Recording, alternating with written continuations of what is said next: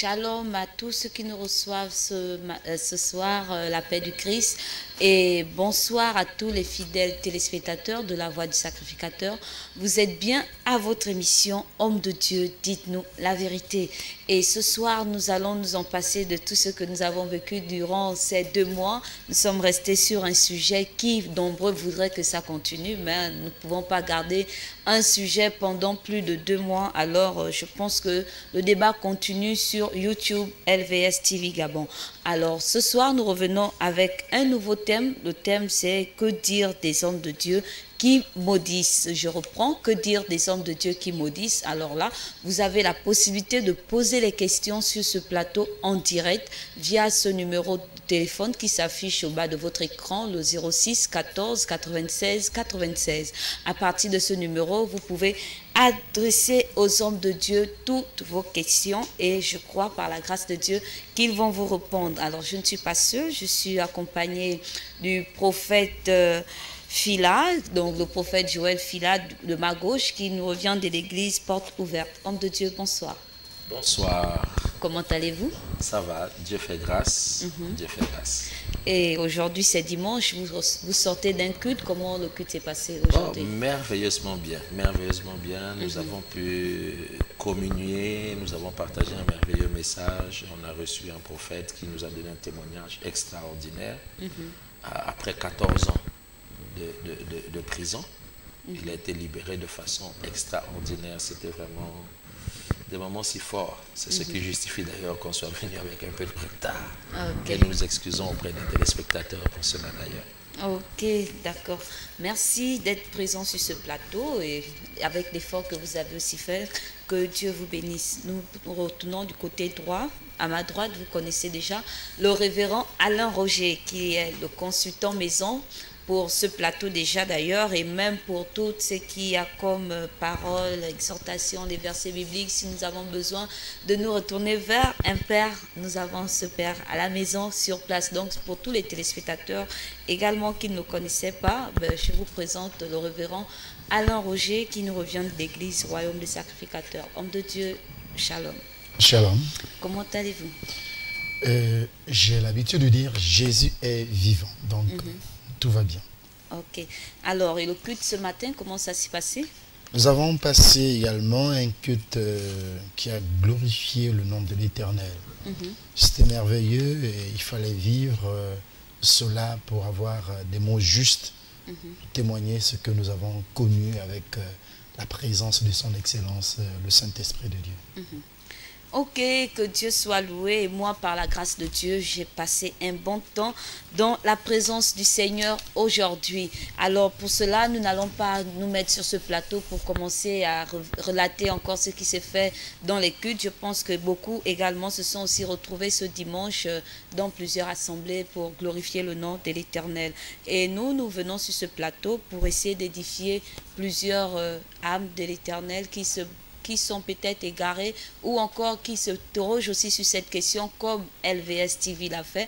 Donc la rédaction d'LVS, nous sommes retournés, nous posons la question tout le temps, est-ce qu'un homme de Dieu a le droit de maudire? Est-ce que selon le Seigneur, selon la Bible, selon les Écritures, est-ce que l'homme de Dieu a cette possibilité de maudire et pourquoi pas le contraire? Mais nous allons avoir toutes ces réponses sur ce plateau. Pour commencer, nous allons d'abord comprendre qu'est-ce que la malédiction. C'est quoi la malédiction? Alors, nous allons poser cette question au prophète Joël Fila, qui est de mon côté gauche. Wow, c'est déjà un thème très très intéressant. Je tiens à le souligner et je vous félicite pour ce thème. C'est un privilège pour moi d'être sur ce plateau pour la première fois. Et je salue mon frère qui est avec moi depuis des années et nous avons cet heureux privilège de partager ce plateau ce soir. Merci. Et merci à vous aussi de nous avoir confié, je voulais dire, à ce merveilleux moment dans la présence du Seigneur. Alors, pour revenir donc à la définition, pour dire en français facile, qu'est-ce que c'est que la malédiction? La malédiction n'est qu'un mauvais discours, puisque dans le mot, dans l'expression malédiction, nous avons mal d'un côté, nous avons diction de l'autre. Donc une malédiction n'est qu'une mauvaise parole, qu'elle soit dite à propos ou pas, elle demeure en réalité une mauvaise parole. Voilà ce qu'on peut déjà dire de façon basique concernant la malédiction. Et quelque part, on pourrait aussi dire que une malédiction, c'est une parole qui attire un malheur. Et quand nous parlons de malheur, donc nous comprenons que ça produit une mauvaise saison, un mauvais temps, un mauvais moment. Voilà ce que je pourrais dire rapidement comme ça concernant la malédiction. Qu'est-ce que c'est qu'une malédiction? Ok, alors nous allons maintenant nous interroger également le consultant maison, le révérend Alain, pour nous définir aussi la malédiction. Bon, je crois que mon bien-aimé frère a bien défini qu'est-ce que c'est une malédiction. Une malédiction, ce n'est que une mauvaise parole prononcée avec une intention, n'est-ce pas, de nuire la vie physique de la personne. Donc une parole qui est prononcée dans le sens de sanctionner la personne, pour ce qui concerne Dieu, ou dans le sens de pouvoir pourrir, excusez-nous le mot, pourrir la vie de quelqu'un. Sans cela qu'on prononce une telle parole, et tout naturellement cette parole s'accompagne avec des effets de nuisance, et la personne se rend compte par la suite que sa vie est dérangée par telle ou telle chose. Ça peut être une maladie, ça peut être un accident, ça peut être tout ce que nous pouvons imaginer. C'est cela, une malédiction, donc un mauvais sort qu'on prononce par des mots, des simples mots, et qui finissent, n'est-ce pas, par s'accomplir. Ah oui. Ben, tous les téléspectateurs nous ont suivis et je pense qu'ils ont été déjà édifiés en quelques mots déjà sur la malédiction. Et là, nous allons maintenant rentrer vivement sur le thème et poser cette question. Est-ce qu'un homme de Dieu a le droit de maudire selon le Seigneur? Est-ce que l'homme de Dieu a reçu ce mandat de maudire ou encore de bénir? Parce que vous avez dit tout à l'heure que la malédiction peut être une parole qui attire le malheur, et l'autre, j'ai retenu, qui pourrit la vie de quelqu'un. Est-ce que l'homme de Dieu peut avoir ce désir de pourrir la vie d'un homme ou d'une âme qui est devant lui, ou encore qui peut attirer le malheur dans la vie de ses fidèles ou encore des âmes de Dieu? Alors, pour répondre à cette question, on ne ferait pas la langue de bois, mais il faut dire déjà que la malédiction a une source. La Bible dit comme ça, qu'une malédiction sans cause n'a pas d'effet. Ça veut dire qu'il y a quelque chose qui soutient en fait cette malédiction. Il y a donc une force spirituelle qui peut donner corps à cette mauvaise parole qui est prononcée sur une personne. Lorsqu'on étudie la Bible, nous nous rendons bien compte que la Bible dit, je mets devant toi la bénédiction et la malédiction. Vous pouvez donner des références donc, pour édifier oui, bien sûr. À toi donc de choisir. Mais je te conseille de choisir la bénédiction. Nous comprenons quelque part déjà que quelle que soit la parole qui est prononcée sur quelqu'un, celle qui reçoit cette parole a le droit de refuser ou d'accepter. Nous comprenons par là que même Dieu met ce choix-là devant nous. Et donc, clairement, et selon la parole de Dieu, nous avons plusieurs cas de figure où un homme de Dieu a déclaré des paroles. Le prophète Élie apparaît au milieu de sa génération et il dit, il n'y aura pas de pluie pendant 3 ans, sinon à ma parole. Était-ce une bonne parole pour le peuple? Non, parce que cette parole a entraîné la sécheresse, y compris pour le prophète lui-même. Parce que il était dans le territoire où il n'y avait pas de pluie pendant 3 ans. Et Dieu va lui dire, quitte ici, va à tel endroit, quitte cet endroit, va à tel autre endroit, et je prendrai soin de toi. Donc c'est dire que un homme de Dieu peut effectivement déclarer des paroles, mais pas pour nuire à la différence. Pas pour nuire, mais pour ramener la personne, comme l'avait dit le révérend Alain Roger tout à l'heure, que Dieu, quand il permet qu'il y ait une parole qui semble être négative pour ceux qui l'écoutent ou ceux qui vont la subir, Dieu a un objectif, c'est qu'il désire ramener le cœur du pécheur vers lui. Donc il peut effectivement arriver qu'un homme de Dieu puisse déclarer des paroles qui peuvent avoir des conséquences négatives sur un territoire, sur une nation, sur une famille. Jésus dit par exemple aux disciples, écoutez, lorsque on vous recevra dans une ville, bénissez cette ville. Ok, nous allons prendre l'intervention du révérend. S'il faut répondre à votre question, je dirais oui. Oui, un homme de Dieu peut déclarer une parole de malédiction. Pourquoi? Parce que l'homme de Dieu est le représentant, pour ne pas dire l'ambassadeur de Dieu. Et si nous regardons bien, le mot malédiction ne sort pas de l'homme de Dieu, le mot malédiction sort de donc, la bouche de l'Éternel. Et si Dieu se permet de prononcer une phrase qui ne soit pas bonne pour les hommes, ça veut dire qu'il peut arriver des circonstances dans lesquelles où un homme de Dieu peut prononcer une mauvaise parole sur une personne.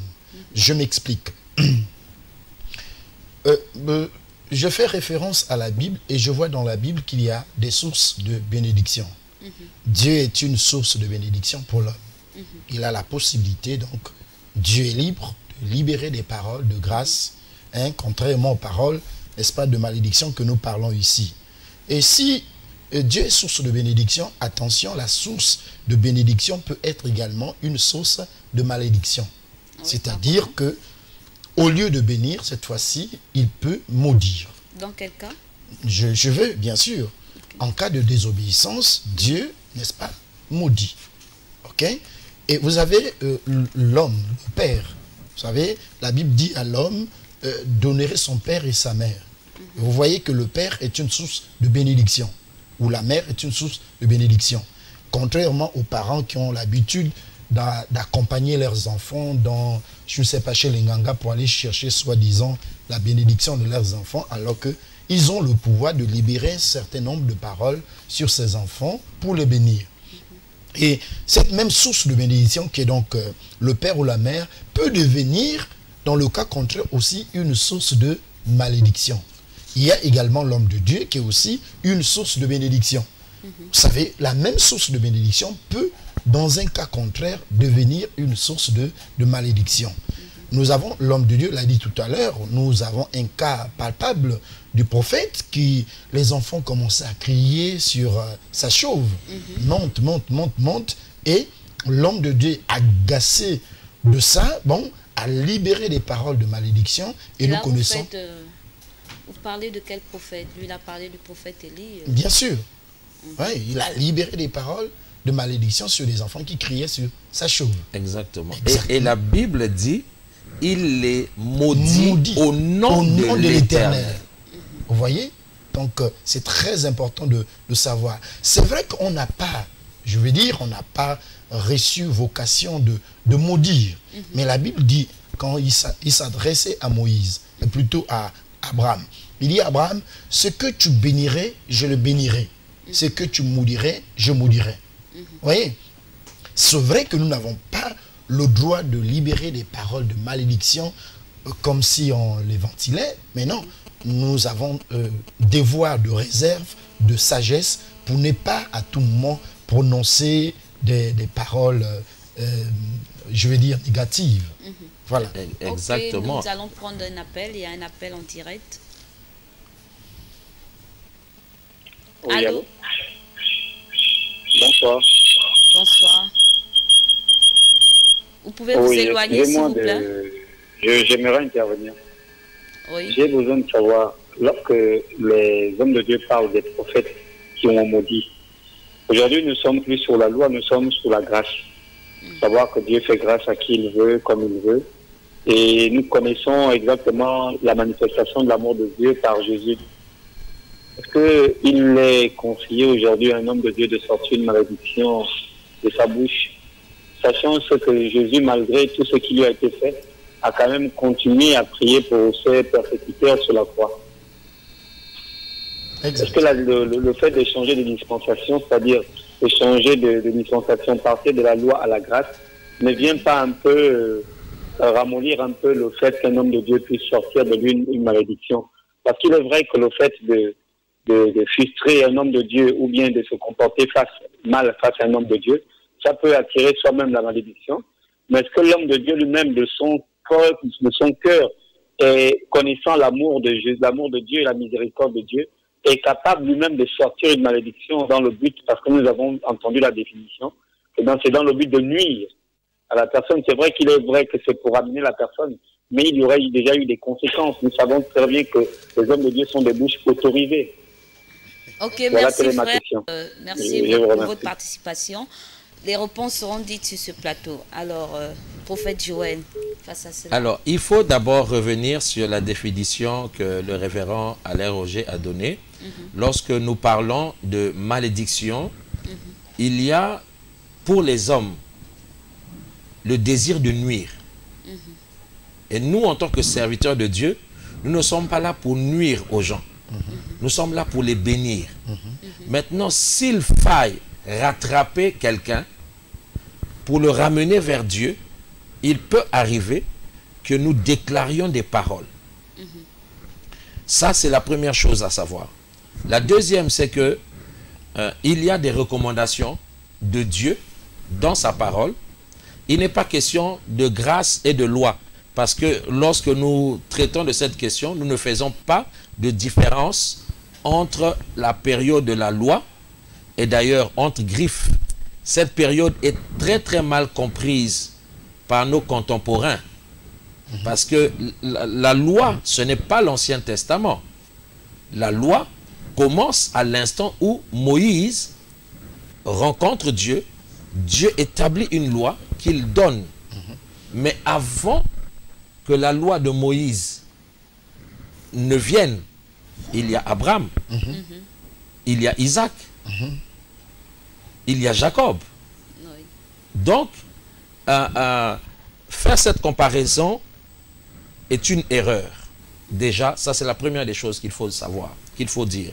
Deuxièmement, nous avons dans le livre de Actes 5, un homme avec sa femme qui vendent un terrain et il décide de garder une partie de l'argent au lieu d'apporter leur dîme, sinon cette somme aux pieds des apôtres, comme c'était la coutume en ce temps-là. Alors, l'homme est venu, il a dit, nous avons vendu à tel prix, et l'apôtre dit, comment est-ce que tu as pu avoir l'idée de venir mentir au Saint-Esprit? Et la Bible dit, paf, la personne est morte sur le champ. Mais là, est-ce que c'est l'homme de Dieu qui avait proclamé la maladie? Oui, je vais arriver. Alors, plus loin, lorsque son conjoint arrive, est-ce à tel prix que vous avez vendu le terrain? Le conjoint dit, oui, c'est à ce prix. Alors, l'homme de Dieu a dit, de la même façon que ces jeunes gens ont transporté le corps de ton conjoint, ils vont transporter aussi ton corps. Et juste quelques secondes après, la personne est tombée, elle est morte. Nous allons prendre rapidement l'intervention du révérend également. La préoccupation de notre téléspectateur a tout son sens. Effectivement, lorsque nous regardons la Bible et nous voyons les conseils, les enseignements de Christ, Christ nous dit, n'est-ce pas, si quelqu'un t'a giflé de par la joue gauche, eh bien, il tend l'autre joue droite. Ça veut dire tout simplement que nous sommes appelés, n'est-ce pas, à pardonner, à être des hommes et des femmes lents à la réaction. Parce qu'il y en a d'autres qui sont action et réaction. Donc tout de suite là, quand tu as fait, tu réagis sans pourtant savoir quelle était l'intention, n'est-ce pas, du frère ou de la sœur. Or, un homme de Dieu, pour arriver à une telle chose, il faut qu'il y ait des faits, n'est-ce pas, qui poussent, n'est-ce pas, l'homme de Dieu à manifester une telle chose. Vous voyez, dans le principe de Dieu, Dieu n'est pas disposé pour maudire. Je vais vous donner un exemple très simple. Quand vous lisez Exode, Dieu dit clairement que moi je punis l'iniquité des pères jusqu'à la 3e, voire la 4e génération. Au contraire. Maintenant, pour la bénédiction, il dit, je vais jusqu'à 1000 générations. Vous voyez, donc Dieu n'est pas disposé à maudire. Mais pour des circonstances qui poussent l'homme à s'éloigner de Dieu, ou à dire de Dieu ce que Dieu n'est pas, eh bien Dieu permet à ce que une parole de malédiction soit libérée. Même au jour d'aujourd'hui, quand bien même nous soyons sous la grâce, les malédictions de Dieu sont palpables, sont visibles. Et d'ailleurs, sans vous couper, révérend, vous voyez, en réalité, si on réanalyse les textes bibliques, il n'est pas question pour l'homme de Dieu ou pour Dieu de maudire. Parce qu'en réalité, Dieu décrit ce qui va arriver au cas où je ne respecte pas sa loi. Exact. Donc, si je ne respecte pas, j'attire sur moi une malédiction. J'attire sur moi donc une mauvaise saison. Voilà la différence. Nous ne sommes pas là en tant qu'hommes de Dieu pour déclarer de mauvaises paroles. Mais si il arrivait qu'on n'obéisse pas à la parole de Dieu, aux recommandations de Dieu, il y a des choses qui vont arriver.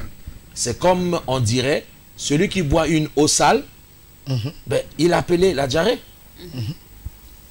Et puis, il faut qu'on arrive à faire un peu la différence entre prononcer une parole de malédiction pour ce qui concerne nous, les hommes de Dieu, parce que il faut comprendre qu'on est hommes de Dieu, nous sommes au service de Dieu, et nos voix nos bouches sont des bouches autorisées, dans des bouches qui ont reçu de Dieu, n'est-ce pas, le pouvoir de libérer des choses qui finissent et qui finiront toujours par s'accomplir. C'est différent de ce que, par exemple, je peux souhaiter. Souhaiter, par exemple, un malheur à quelqu'un qui n'a pas un problème avec moi. C'est différent. C'est différent, je n'ai pas de problème avec quelqu'un. Et puis, comme ça, je lui souhaite un accident. Je lui souhaite la mort. Ça, c'est différent. C'est très différent. Mais moi, homme de Dieu, il peut arriver, je ne sais pas, je ne peux pas me dire que... À quel moment? Parce que mais oui, mais tiens. Question... À quel moment un homme de Dieu peut libérer une malédiction? Écoutez-moi, écoutez-moi. Lorsque nous prenons le cas de Jésus sur la croix, n'est-ce pas, avec 2 brigands. Et puis il y a un qui se plaint, qui se moque, n'est-ce pas, du Seigneur. En disant, bon, toi tu es fils de Dieu, semble-t-il, tu as sauvé, tu as ressuscité. Ressuscite-toi, sauve-toi toi-même. Voilà. Le brigand est là, et puis l'autre dit, mais tiens, mais écoute, toi et moi, nous avons fait des choses, mais lui, il n'a jamais fait. Tout de suite, Christ réagit, et en disant à Lazare, que ce soir même, tu seras avec moi au paradis. Et l'autre qui était à sa gauche, croyez-vous qu'il a reçu de cette parole la bénédiction ou la malédiction? Il a reçu la malédiction, sinon il devrait partir avec. Il partait avec lui. Pour dire, mais même si tu te moques de moi, bon, écoute, dans tout le cas, je suis l'homme de grâce, partons ensemble au paradis. Donc c'est pour vous dire que, attention, les malédictions, c'est pas tout simplement dire à quelqu'un que Dieu, que une voiture t'attrape. Ça peut être une parole qui paraît banale à votre esprit, à votre appréciation, mais que Dieu considère comme étant un mauvais sort. Ok, on nous fait signe qu'il y a un appel au bout du fil. Nous prenons l'appel. Allô? Oui, allô? Bonsoir. Oui, bonsoir, c'est toujours moi. J'aimerais quand même revenir un peu sur le cas de la malédiction.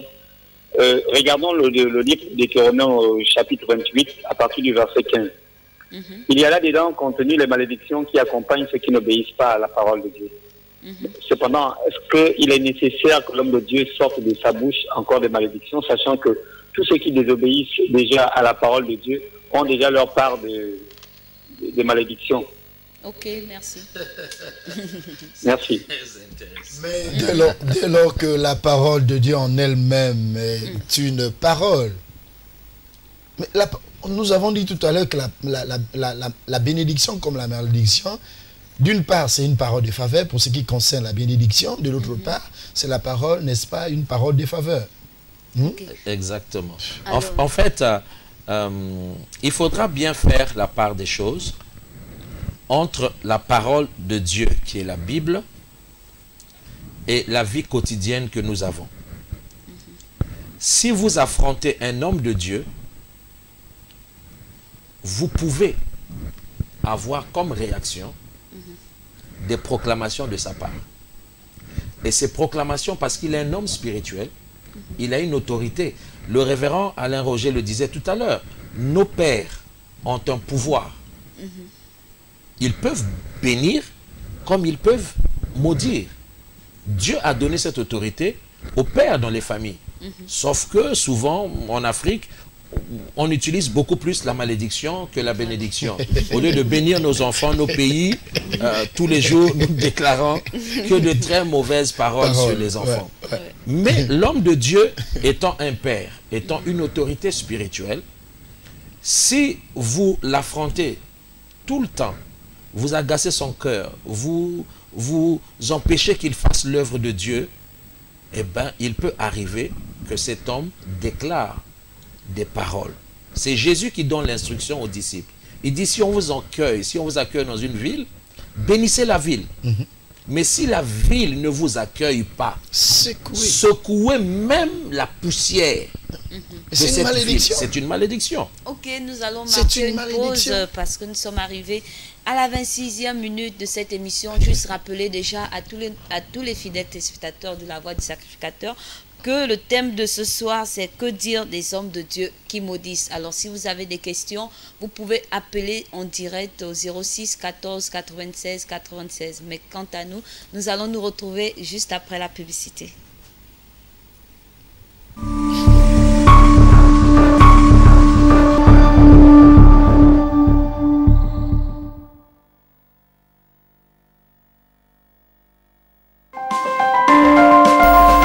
Vous êtes sur LVS.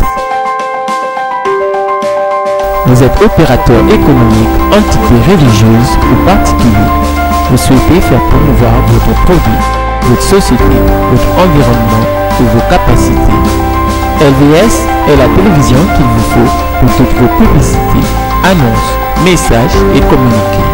Le meilleur impact de vos publicités promotionnelles ne peut se faire que chez nous. Pour nous contacter, c'est simple. Composez le 01 77 23 73 ou le 06 83 00 26.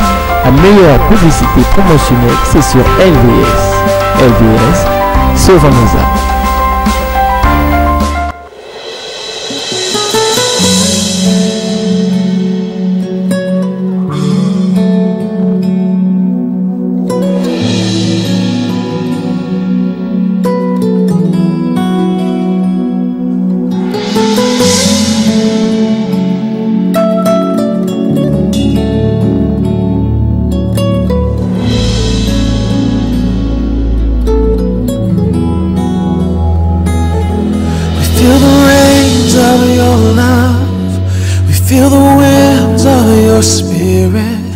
Now the heartbeat of heaven, let us hear. We feel the rains of your love, we feel the winds of your spirit. Now the heartbeat of heaven, let us hear. We feel the rains of your love, we feel the winds of your spirit. Now the heartbeat of heaven, let us hear, and let it rain, let it rain. Open the floodgates of heaven, and let it rain.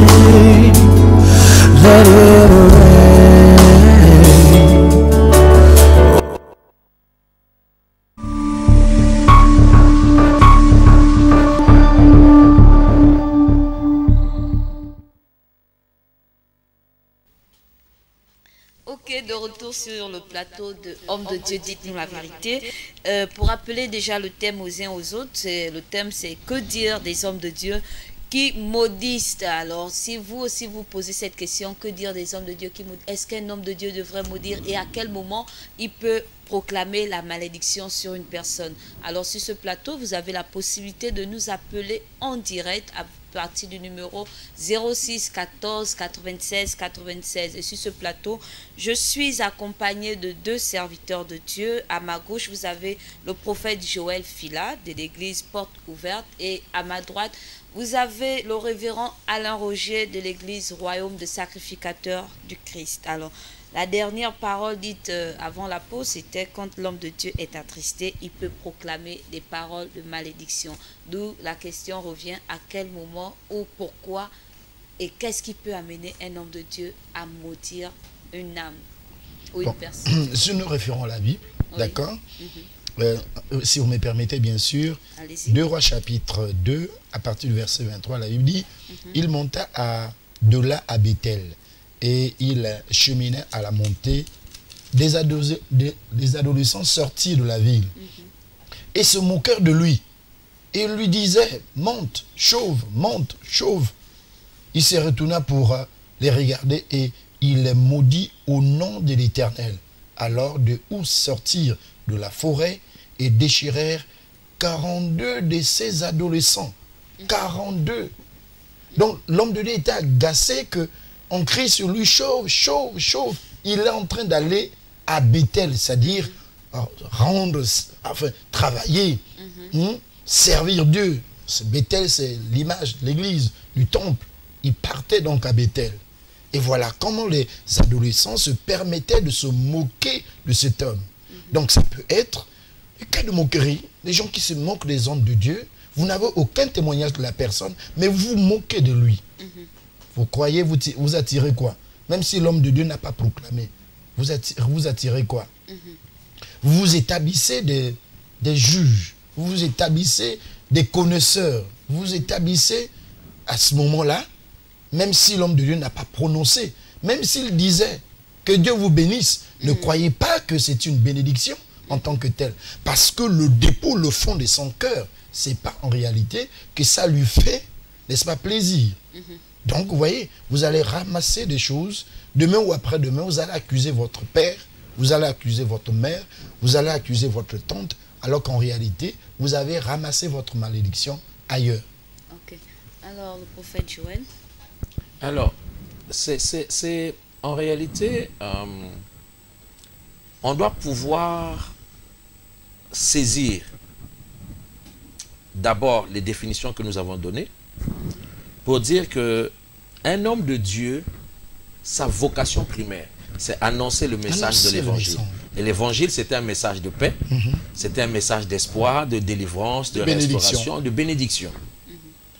Mais on doit aussi comprendre, parce que sous le prétexte, soi-disant de la grâce, soi-disant de l'amour, soi-disant on te gifle à gauche, tend la joue droite, mais il faut bien qu'on puisse mettre certaines limites.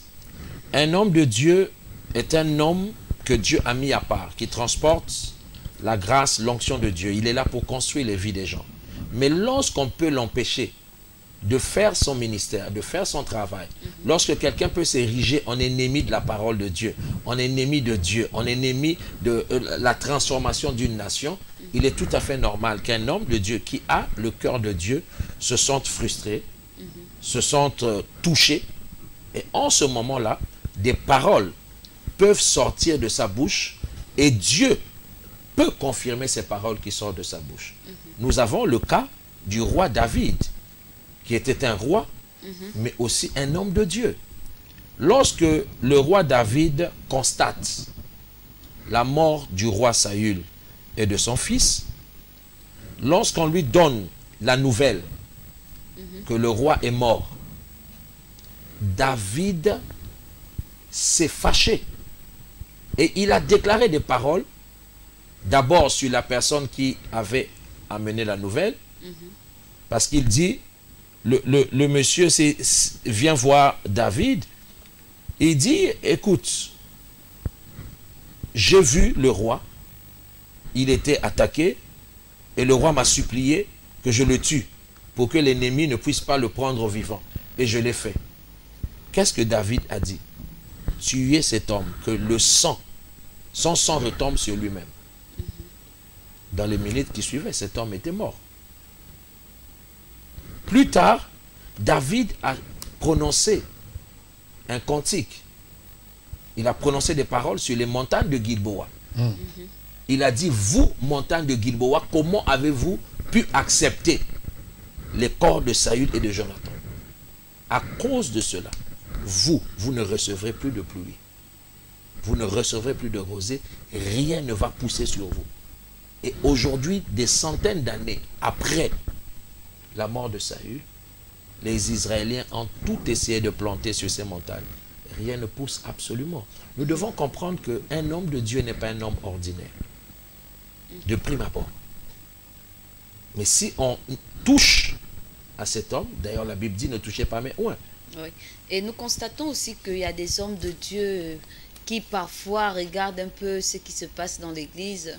Je vais un peu aborder un sujet que nous mettons encore entre parenthèses sur ce plateau, qui parfois regardent les offrandes. D'habitude, les offrandes entrent en masse, et puis après ça ne rentre pas, ils commencent à proclamer des paroles de bénédiction, de malédiction sur les fidèles. Est-ce que cela a Non, lieu mais d'être? ça c'est autre chose, ça n'a rien à voir. Comme vous n'avez pas porté comme d'habitude, Dieu vous maudit, je maudis vos finances, je maudis. Non, Vous n'avez non, pas mené c'est la pas ça. dîme. Ça c'est c'est pas- intéressant. Vous savez, comme dans toute corporation socio-professionnelle, il y a des bons et il y a des Il y mauvais. a des mauvais.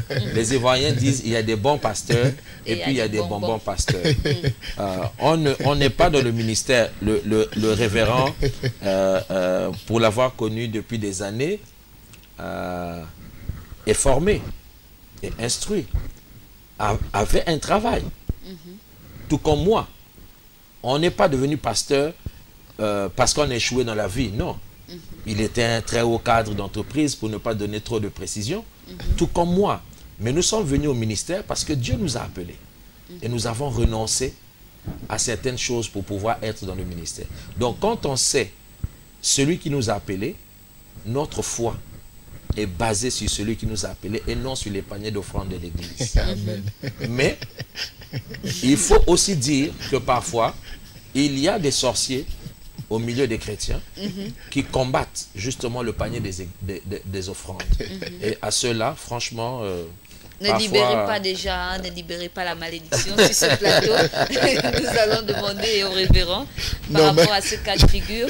Je voulais aborder ce que mon frère est en train de dire, en disant que la vocation première d'un homme de Dieu, c'est de bénir. Bénir. Exactement. Il m'est arrivé difficilement de maudire. Difficilement. Je peux peut-être même dire, je ne sais pas si j'en ai déjà fait. Mais ça ne veut pas dire que quelqu'un s'amuse de ce que je fais pour l'œuvre du Seigneur. Tu t'amuses de ce que je fais, de ma relation avec le Seigneur, eh bien, tant pis pour toi, tant pis pour ce que Dieu peut affliger sur toi. Ça, c'est ce qui est réel. Je m'efforce, par la grâce de Dieu, de faire l'œuvre du Seigneur, et je ne veux pas que quelqu'un croie que je fais de n'importe quoi dans la chose de Dieu. Alors, si tu me touches de ce côté, alors c'est difficile. Par contre, tu peux dire tout ce que tu peux croire. Sinon, la vocation première... Nous avons un exemple révérend. L'archevêque Benson Idahosa entend qu'une certaine société secrète devrait faire un congrès international au Nigeria. Alors il dit, lui vivant, ça ne se fera pas. Lui vivant, ça ne se fera pas. Parce qu'il savait que un tel congrès allait attirer une multitude de démons et des choses compliquées pouvaient se produire dans la nation. Alors lui, il a dit, ça ne se fera pas. Ils se sont donc retrouvés sur un plateau télé comme ce soir, où en face, il y avait le responsable de cette société secrète et lui, avec un journaliste. Alors, le journaliste pose la question à l'organisateur de l'événement, ça se fera ou ça ne se fera pas? L'archevêque a dit, ça ne se fera pas. Et l'autre dit, mais pourquoi vous croyez que ça ne se fera pas? Vous êtes Dieu, ça se fera. Et l'archevêque lui a dit, ok, répète que ça se fera. Dans les minutes qui suivent, tu seras mort. En direct. En direct. Et les gens savaient que cet homme était puissant en parole. S'il proclamait quelque chose, ça se passait comme il l'avait dit. Parce qu'il faut aussi réaliser que les hommes de Dieu, quelque part, nous avons dilué notre sacerdoce, notre onction, ce qui fait que, bon, déjà on nous voit un peu trop partout et on commence à dire aussi trop et n'importe quoi. Mais quand on respecte la grâce que Dieu nous a donnée, on sait faire valoir les intérêts du royaume quelque part.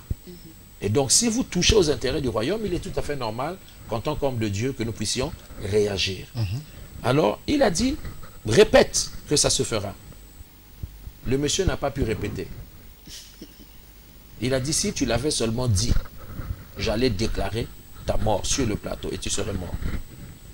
Et cet homme qui était en face, la nuit, il est allé rencontrer l'archevêque, il a donné sa vie au Seigneur. Amen. Ok.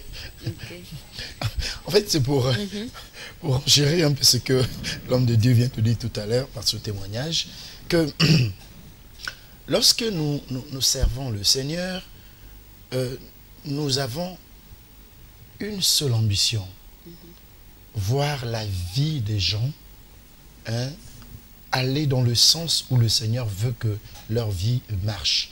C'est-à-dire dans le sens des vies épanouies, des vies organisées, disciplinées, des vies qui vivent, n'est-ce pas, hors de la maladie et de tout danger.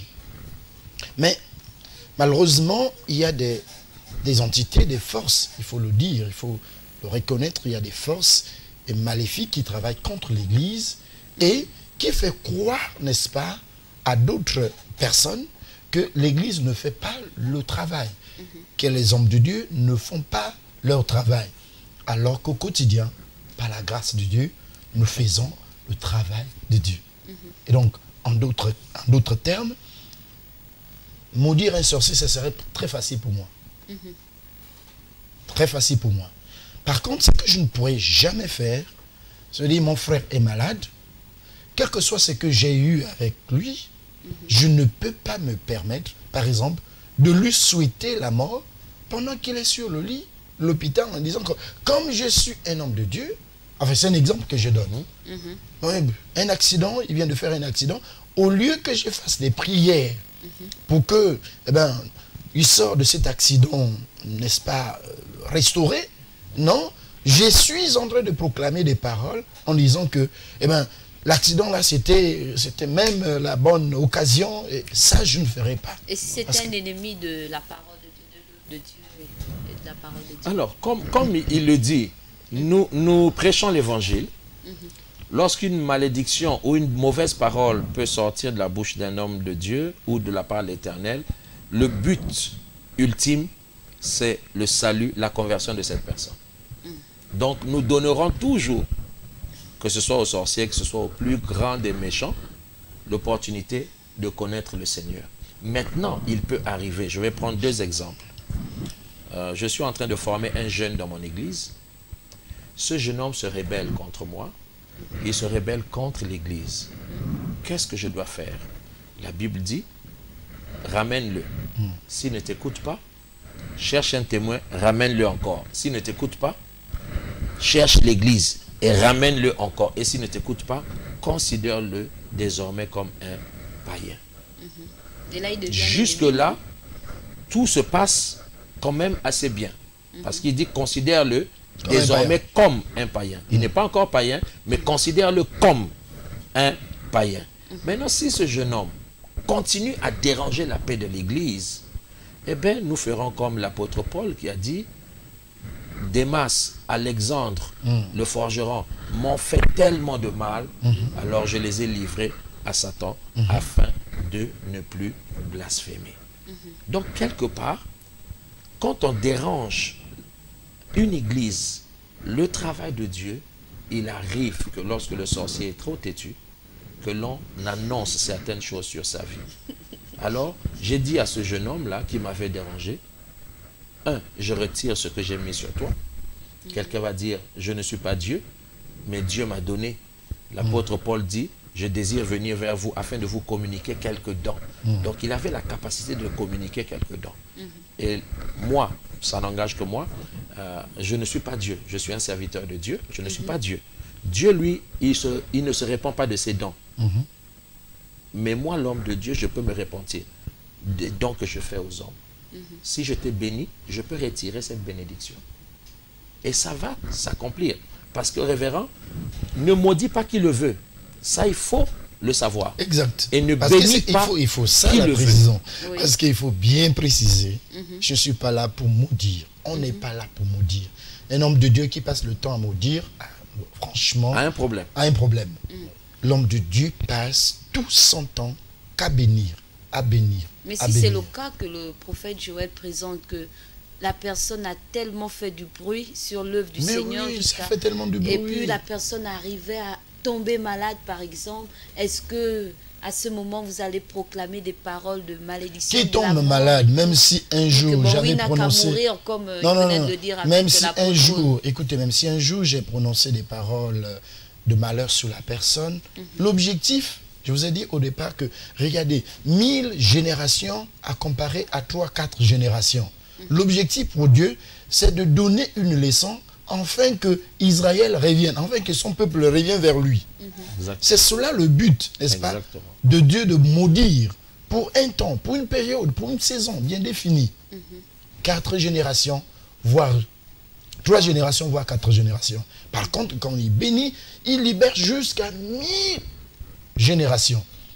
Donc, l'objectif, c'est, en fait, c'est de donner, de montrer à la personne que, en tout cas, ce que tu avais fait ou ta réaction n'est pas la bonne. Ton attitude n'était pas l'attitude qui convient au milieu, n'est-ce pas, des enfants de Dieu ou le comportement que Et tu si as la tenu. personne ne se répand pas sur le lit de l'hôpital? Eh bien, si la personne ne se répand pas sur le lit de l'hôpital, Non, mais écoute, s'il est, il est allongé à l'hôpital, je me rappelle que j'ai libéré des paroles de malédiction sur lui, je peux retirer ces paroles de malédiction. Parce que mon vœu n'est pas qu'il meure dans le péché. Mon vœu est qu'il se répand. Oui, je ne peux pas. Si c'est moi, je dirais, Seigneur, si c'est à cause de moi, Seigneur, pardonne. Donne-lui, accorde-lui encore une longue vie. Qu'il te rencontre, qu'il te témoigne. Ok, Voilà. nous allons Donc je ne peux pas mettre tout de suite. un point d'abord et puis vous donner le temps de donner les mots de la fin en quelques minutes. alors c'est déjà, avant de donner ce mot, vous remercier pour le privilège que vous m'avez fait d'être ici et de remercier aussi le révérend Alain Roger d'avoir partagé ce plateau avec nous. Retenons une chose, un homme de Dieu est un don que Dieu fait aux hommes. Lorsque nous savons les honorer, lorsque nous savons les célébrer, alors le meilleur sort d'eux. Mais il arrive parfois, lorsqu'on trouble leur paix, lorsqu'on trouble leur travail, que leurs paroles, qui devraient être des bénédictions, peuvent créer un trouble dans votre vie, dans votre nation, dans vos activités. Il serait mieux pour vous, je le disais encore ce matin dans notre église, un homme de Dieu, on ne le critique pas, on ne l'insulte pas, on ne l'affronte pas, mais on le quitte. Quand vous ne croyez plus en un homme de Dieu, quand vous ne croyez plus en votre pasteur, il serait bon pour vous simplement de le quitter et non de l'affronter. Parce qu'en l'affrontant, Dieu peut être à ses côtés et détruire complètement votre vie, complètement votre nation. Nous avons le cas, à l'époque de Noé, le péché avait tellement abondé que Dieu s'était repenti d'avoir donné la vie à l'homme. Alors il a tout détruit et il a recréé un autre monde avec le monde de Noé. Nous ne sommes pas là pour maudire quiconque. Nous avons été appelés pour bénir et non pour maudire. Mais il peut arriver que pour certaines circonstances, que des paroles sortent de nos bouches et ces paroles peuvent réellement créer des troubles dans les nations. Notre désir, c'est que vous puissiez rencontrer le Seigneur Notre désir, c'est qu'au-delà de toute chose, que votre vie soit impactée par l'évangile de Christ, qui est un évangile de paix, un évangile de délivrance, de guérison, de libération et de restauration. D'accord, merci. Merci pour ces bons mots de fin, je pense que qui ont quand même apaisé le cœur d'une personne qui se retrouvait dans la malédiction ce soir et peut retirer encore, peut encore modifier le tir afin de ne pas vivre la malédiction jusqu'au fond de la fosse. Alors nous donnons le mot de la fin au révérend Alain Roger. Je voulais également dire merci à Dieu et merci à mon frère Joël. Ça a été pour moi également un privilège de partager ce plateau avec vous. Et qu'est-ce que je veux dire au peuple de Dieu? Je voulais dire au peuple de Dieu que pour moi c'est une grâce honneur de servir Dieu. Et au service de Dieu, Dieu m'a donné ce privilège d'être une source de bénédiction.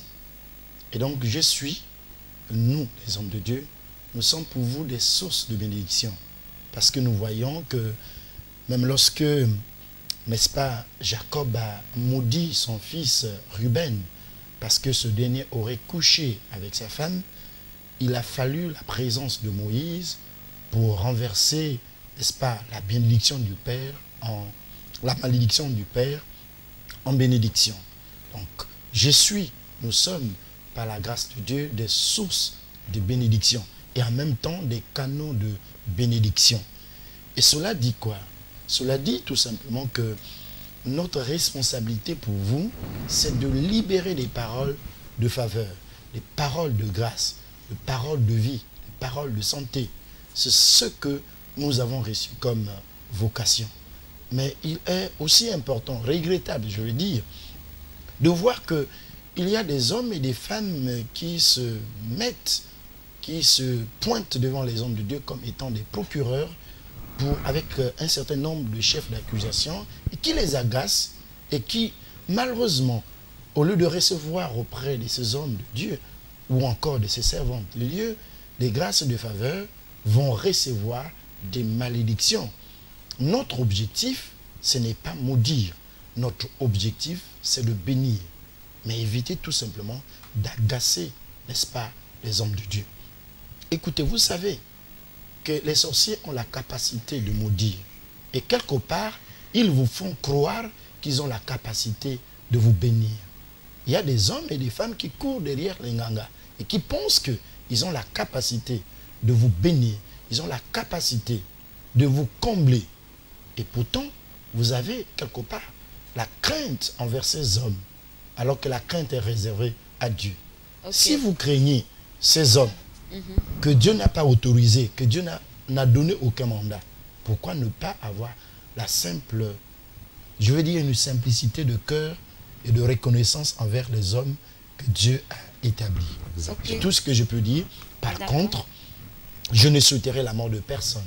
Jamais. Amen. La mort de personne.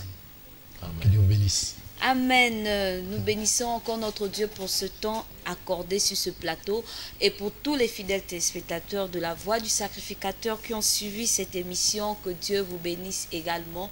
Nous sommes à la fin. Vraiment, nous étions ravis d'être accompagnés de ces deux hommes de Dieu sur ce plateau et nous vous donnons rendez-vous la prochaine fois. Ce sera le 25 novembre. Nous allons nous retrouver pour un autre numéro, Homme de Dieu, dites-nous la vérité. Et là, nous allons toujours garder le même thème et nous allons encore comprendre beaucoup de vérité. Merci et au revoir.